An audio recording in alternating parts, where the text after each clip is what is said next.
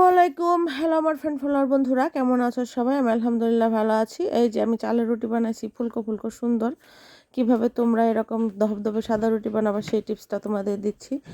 চাল ধুইলে কি পরিমাণ ময়লা বাইর হয় আমরা যারা মহিলা মানুষ আছি তারা তো জানোই। আতপ চালে কিন্তু আরও বেশি বের হয়। তো আমি চালটাকে ধুয়ে রোদে শুকায় পরে ভাঙ্গায় আবার চাল নিয়ে চাইলা নিই। পরে এই রুটির কাই করলে সুন্দর কাই করতেও আরাম, আবার রুটি বেলতেও খুবই আরাম।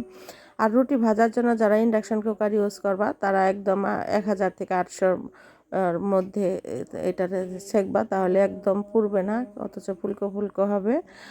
আর হইলো যারা গ্যাসের চুলায় সেকবা তারা একটু তাওয়ার নিচে সুন্দর একটা ভাঙ্গা টিনের ব্যবস্থা করে নেবা একটা টুকরা, তাহলে দিয়া রুটি সেকলে একদম ধবধবে সাদা হবে, কোনো পুড়বে না, কোনো রুটি পুড়বে না, লালচেও হবে না।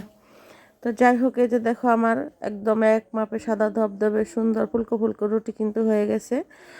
আর আমি এইদিকে তো রুটি একদম জাতীয় খাবার উৎসব পার্বণে, তা এরকম আমার অনেক অনেক রুটি বানাইতে হয়, আর আমি এইভাবে রুটি বানাই। আমার রুটিগুলো দেখতে কেমন হয়েছে কমেন্টে জানাবা, আর তোমরাও আমার টিপসটা ফলো করতে পারো।